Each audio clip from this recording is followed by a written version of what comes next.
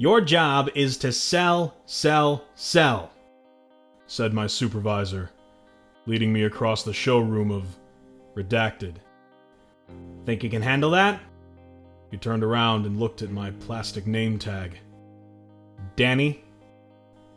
I gave a thumbs up. Good, he snapped, and continued walking. We were on the ground floor, sandwiched between two long rows of beds. It was only 9:20 a.m., but the store was already a beehive of activity. He spoke over his shoulder as I followed him up a metal stairway, one step behind. Sell as many mattresses as you can. That's where the profits are. If the customer isn't biting, offer discounts. If that doesn't work, throw in some extra sheets or a pillow. I wanted to say something about the weird chirping sound he kept making, but I held my tongue. We reached the first floor where mattresses lay stacked on top of one another like playing cards. There are no breaks. You get 45 minutes for lunch, be back on time. Don't call in sick, don't screw around, don't say anything rude in front of the customer, and remember, your bonus depends on how many mattresses you sell. Nothing else counts. He paused. Am I going too fast for you?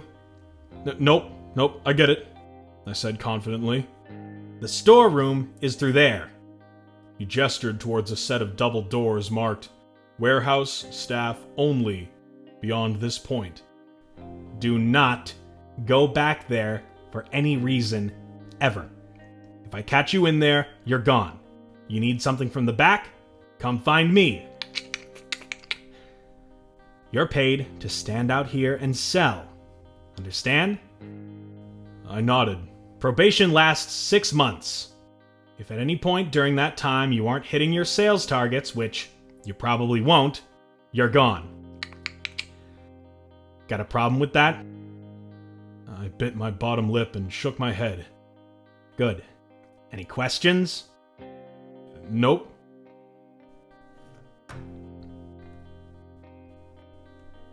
As he ticked a bunch of boxes on his clipboard, I couldn't help but thinking he was one of the weirdest looking people I'd ever met.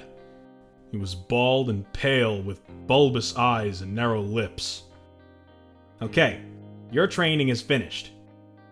Go sell some fucking mattresses. With that, he pulled out a key card, held it up to a panel alongside the doors, then disappeared. At the front side of the building, a wall of plate glass overlooked a parking lot. Tucked away in the far corner was my piece of shit car. If I hadn't needed the money so badly, I might have already handed over my name tag and told my asshole supervisor to shove it up his ass. On the ground floor, my new coworkers scrambled around trying to make sales. I figured I'd best do the same, and so, not knowing anything about sales or beds, I made my way towards a couple arguing over headboards. Turns out, I was a natural. Before the end of my first week, I'd already hit my monthly sales quota. The bonuses were insane. I made a commission on every mattress I sold, so I pushed the most expensive brands relentlessly. My coworkers couldn't understand how I did it. A little into my second week, as I waved goodbye to a family of 4 who had just purchased a new set of bunk beds, a smooth voice spoke up from behind. So, this is the guy. I spun around. A tall man with sharp features was standing alongside my supervisor. The guy reeked of wealth. His suit was a tailored fit, and his hair was perfectly groomed. He extended a hand. Pleased to meet you. My name is Mr. Johnson. For a moment, I stood in shock. What's the matter, Danny? My supervisor snarled, gritting his teeth at me. Too much of a big shot to shake hands with the boss? I smiled and said, Pleased to meet you. Then, as an afterthought, added, Sir. Mr. Johnson's hand was so large it enveloped mine. Please, call me Frank. He threw a hand around my shoulder and guided me down one of the aisles. So, I hear you're quite the salesman. Pride swelled in my chest. I'd try my best. He laughed. Try? 1 week in, you're already on course to being the top salesman for this entire quarter. I couldn't believe it when I saw the figures. I said, well, I've got to meet this wonder kid. I blushed, slightly embarrassed. How are you finding it here? Everything to your liking? Redacted was a strange place. The warehouse staff gave me the fucking creeps. They never spoke or laughed or did anything. Aside from chirping, that is. I still hadn't figured out what the hell was up with that. One time, 2 of them wheeled out a pallet full of mattresses for one of my orders, and I tried to strike up a conversation with them. And they both looked at me like I just pissed in their cornflakes. My coworkers were friendly enough, although usually we were all too busy trying to make sales to take much notice of each other. Yeah, I said, a slight tone of hesitation in my voice. Everything's great. The village idiot isn't giving you any problems, is he? He subtly gestured toward my supervisor, who hovered across the way like a fly searching for a solid landing spot on a slippery turd. No, I said. Good. Well, if he gives you any problems, just remind him the salespeople are king. They're the ones who keep the lights on around here. He turned toward me and shook my hand again. As we stood up face to face, I realized Mr. Johnson was much older than I first thought. His face had that uncanny valley quality. You know, where at a glance you'd think he's in his mid-30s, but upon closer inspection you'd realize he's probably just got a great plastic surgeon. And keep up the good work. He winked at me, then gestured toward my supervisor. A moment later, the 2 of them disappeared into the storeroom. The praise from Mr. Johnson was like a shot in my arm. After meeting him, I went from strength to strength. The sales bonuses rolled in. I even treated myself to a fancy new car. Soon it was almost the end of the month. Store closed at 5 o'clock, and commission on any sales made after that wouldn't be issued until the next payroll. That was a problem. See, I'd had my eye on a 100-inch 4K TV, and I was coming up just short of the cash I'd need. I busted my ass all day, flogging as many mattresses as I could. 20 minutes before closing time, when I didn't have a second to spare, a nasally voice said, "You were 2 minutes late coming back from your break yesterday." I turned to see my supervisor. "We're not paying you to sit in the break room scratching your balls all day," he snapped. "Make sure you get back on fucking time." As he stormed off angrily, I spotted something out of the corner of my eye. His keycard. That fucker had dropped it. I slipped it into my pocket swiftly. The thought of that prick frantically searching the whole building for it gave me a feeling of great satisfaction. Just then, a heavy-set man wandered into view. A look of boredom frozen on his face. I raced toward him. "Excuse me, sir, can I—" He held up a hand. "No upselling. Just give me 6 memory foam mattresses. 2 king-size, 1 queen, and 3 doubles." That 4K TV was as good as mine. I told the guy I'd meet him at the counter, then sprinted across the store, searching for all the products he'd mentioned. But I had a problem. They were all out of stock. Of all the rotten luck. I needed my supervisor to wrangle the warehouse guys and get them the order out pronto. I searched the ground floor, no sign of them. I covered the next floor, the bathroom, the break room, still nothing. Where the hell was that asshole? All of a sudden, I had an idea. I still had his keycard. I'd no doubt feel his righteous wrath for setting foot in the forbidden warehouse. But I also had a fat pay slip to help soften the blow. I rushed towards the double doors where I held his card against the wall panel. A red light blinked green, then the door opened. A short hallway led me into the main warehouse where rows of shelving units stretched toward the ceiling. I checked my watch. 10 minutes until closing.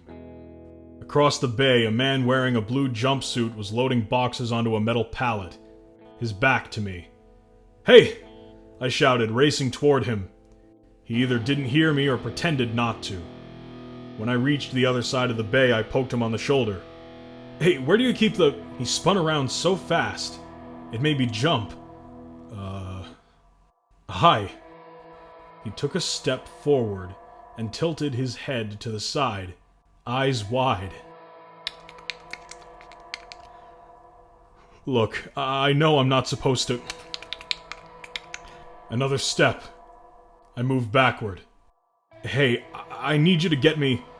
It was then that I heard footsteps echoing through the bay and noticed more men in jumpsuits headed directly toward me. I had the distinct impression that they weren't going to help me find what I was looking for. I threw my hands up. "Everything's cool, I just need some mattresses. Could you maybe bring some out to the storefront?" The men spread out into a semicircle surrounding me, periodically chirping. "You know what? I think I actually saw some out front earlier. I'll just go double check." The two men pushed their shoulders together, blocking my escape. The entire group closed in on me, huddled in a tight circle. "Guys, come on, I've got a customer waiting." One of them grabbed my collar from behind. I pulled away. "What the fuck?" As I spun to face him, someone else grabbed my arm. I wrestled it free. "Seriously, cut it out!" They kept moving forward. Now I barely had enough space to move. As the first man reached towards me, I grabbed him by the head and shoved him away. "Fuck off!" The others started moving. The first man stood motionless for a second. His head tilted away, then suddenly turned back towards me. A rubber mask sat askew on his head, and a giant mandible, the kind you'd see on an ant, was sticking out of his mouth. Holy fucking shit! I froze in horror. The mandible wriggled back and forth, chirping rapidly. I spun around and tried to force my way through the crowd, but then they piled up on top of me. All at once, they reached out and grabbed my head until all I could see was blackness. I woke up, strapped to a wheelchair. Mr. Johnson was sitting on a nearby table, like a teacher waiting to tell his students he was disappointed with their test results. "Ah, you're awake. Hope your head doesn't sting too badly. I heard the boys were a bit rough with you." I noticed a dull throbbing at the back of my skull. What the fuck is going on? "I'm sorry about all this, Danny. I really am. I'd have preferred you stay out of this whole mess." I raised my voice. "You better let me out of this chair or you'll do what?" said a whiny, familiar voice. My supervisor walked into my field of vision, staring at me with contempt. When I tried and failed to lunge at him, he smirked. Mr. Johnson put up his hands. "Easy, easy. We're all friends here. Nobody has to get hurt." Has to get hurt? I started feeling queasy. I looked up at my supervisor, then Mr. Johnson. "What the fuck is going on? Why am I strapped to this fucking chair, and what the fuck is wrong with that guy's mouth?" Mr. Johnson sighed. "Danny, let me ask you something. Have you ever wondered how we can afford to sell our mattresses so cheap?" "What does that have to do with anything?" "It'll all become clear in a second. Didn't it ever strike you as odd that there are 4 mattress stores for every 10 people in this city?" I hesitated. "Isn't it peculiar that so many could stay in business?" "I don't fucking care. Just let me out of this chair." Mr. Johnson gestured toward my supervisor. I felt a kick, hard enough to bang my head against the headboard. Then they wheeled me through the warehouse. Men in jumpsuits drove forklifts around the loaded pallets, occasionally chirping as they worked. I recognized some of them from earlier. We stopped alongside two men making a long incision in the mattress. Mr. Johnson motioned to the men, as if to say, "Watch this." Something scuttled from behind my chair, close to the floor. It scurried over the top of my feet toward the mattress. I tensed up. It was something like a millipede, only 5 feet long and thicker than my damn thigh. I thrashed around and yelled like a 10-year-old girl. My supervisor chuckled. The thing crawled onto the mattress, then wriggled its way through the narrow slit. I was panting now. I don't understand. You will. We continued through the warehouse. "You see, Danny," Mr. Johnson said, "my species are what you might call a parasite, at least in our larval state. And we rely on human hosts to incubate our young." I looked at him, astonished. "Your species?" Mr. Johnson turned toward my supervisor. "Show him." My supervisor stopped pushing the chair and walked in front of me. There he grabbed a handful of skin and pulled his face up. His entire skull was just a rubber mask, behind which sat a black, hairy insectoid head with long mandibles and bulbous green eyes. I shrieked, trying to rock myself out of the chair. He leaned in close and clicked his mandibles together.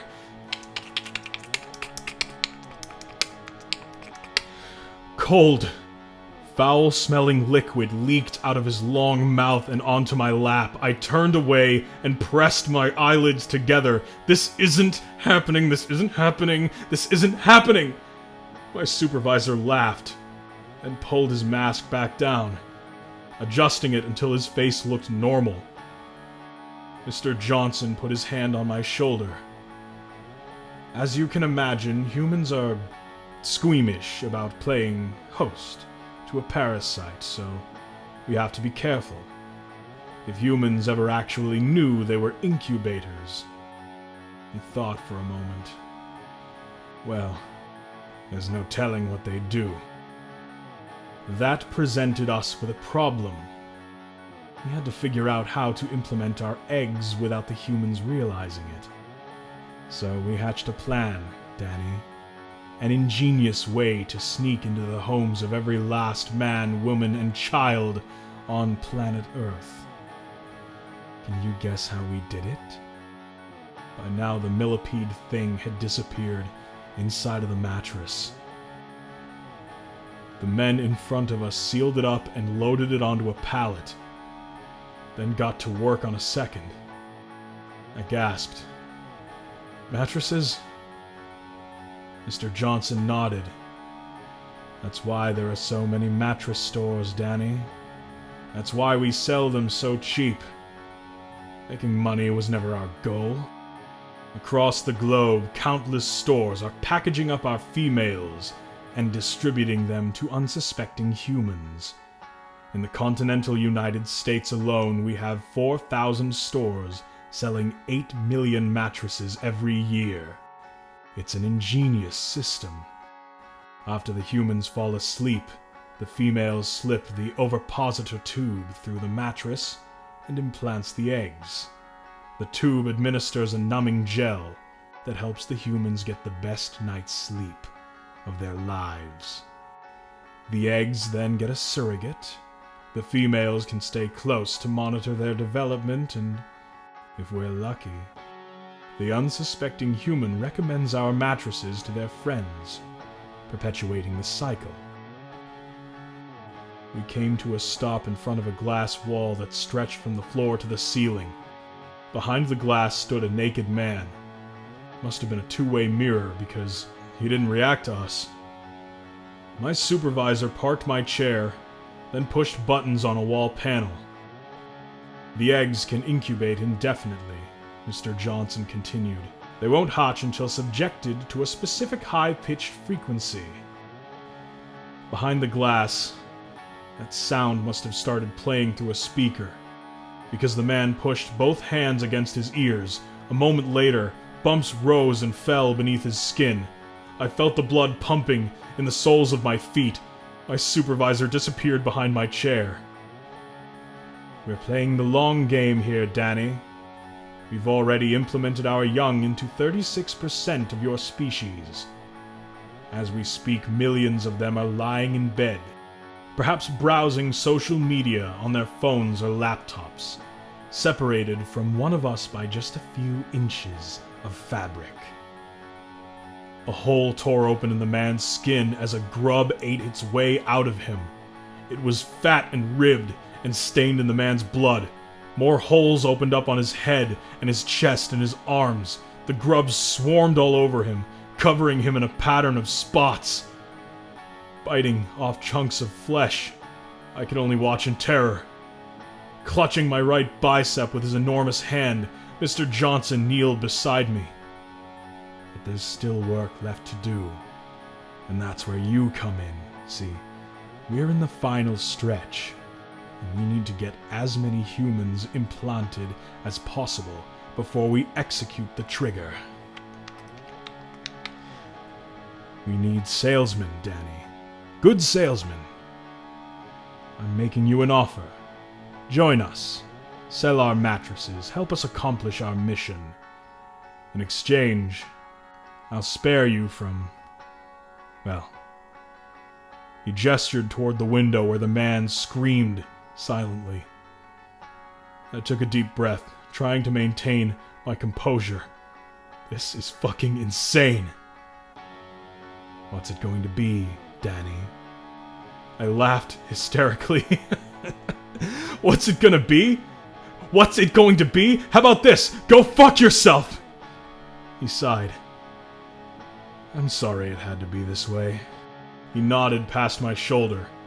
A moment later, my supervisor wandered back into view, carrying one of those horrible millipede monsters in his arms. He patted its head, then extended it towards me. I gasped. Okay, whoa. I'll sell, just don't put those fucking eggs in me. I looked up at Mr. Johnson, tears in my eyes. Please, I'll do anything. The thing scurried into my lap. I felt its weight against my thighs and tensed up. It lifted the front third of its body and looked at me.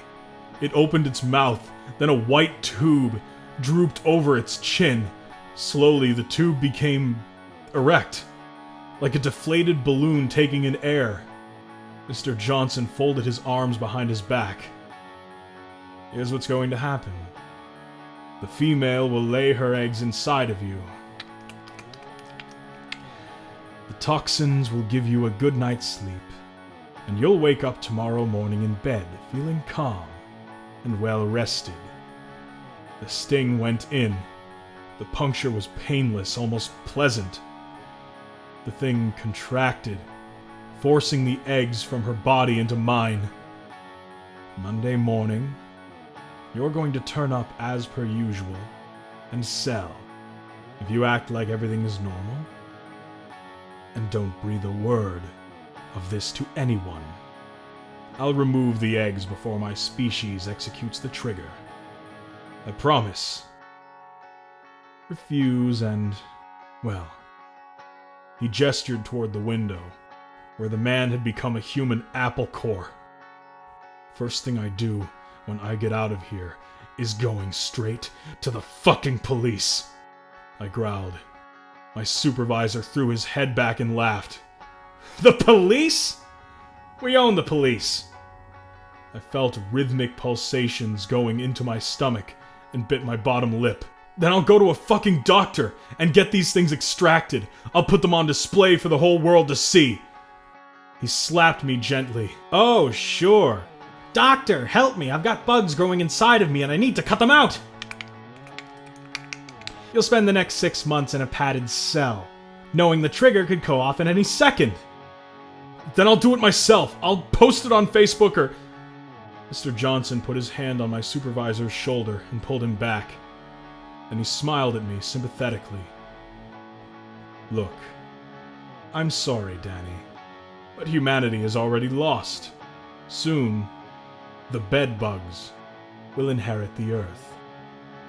This was decided long ago, but it's not too late to get on the winning team. My eyelids became heavy as my head dropped toward my chest. He patted me on the back. Just think about it, okay? The last thing I remember is the unsettling chirps fading into the distance.